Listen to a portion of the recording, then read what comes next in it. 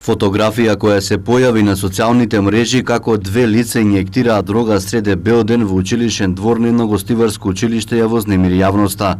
Освен што е зголемена употребата на дрога во Полошко, зависниците веќе не бираат место каде ги примаат психотропните супстанци. Иглиш, прицеви може да се забележат по напуштени или недоградени објекти, по паркови и други јавни места. Ваквата состојба алармираше полицијата. Таа изминатиот период ги засели контролите на целото Полошко подрачје за откривање и санкционирање на лицата кои поседуваат, пуштаат во промет или уживаат наркотични средства. За изминативе 2 недели приведени се 70 лица на Тетовско-гостиварското подрачје поради сомневање за инволвираност во продажба или користење претежно марихуана, но и хероин и кокаин. Приведените лица се на возраст од 15 до 46 години. И двете лица кои инјектираа дрога среде бел ден во гостиварско училиште се идентификувани и против нив ќе бидат поднесени соодветни пријави. Од Центарот за социјални работи Тетово велат дека ги загрижува и фактот што постојано се намалува возрастната граница на приматели на наркотични средства.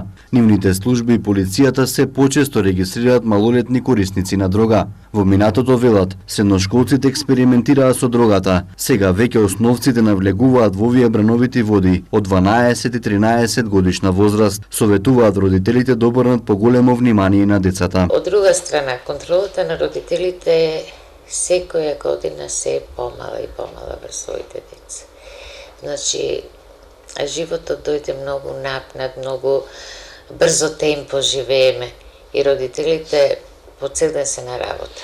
Кога ќе дојдат се преморени, меѓутоа и забелешка на нив. Кога треба да се посветат на децата и да ги прашаат како го поминале денот, каде, со кого, што правеле, дали имаат било какви проблеми, тие ги земаат таблетите или паметните телефони и слободното време го поминуваат гледајќи во телефоните. Цветковска го гледа проблемот и во училиштата каде нема вработено доволно број на психолози и педагози, кои би требало да ја следат состојбата и однесувањето на учениците.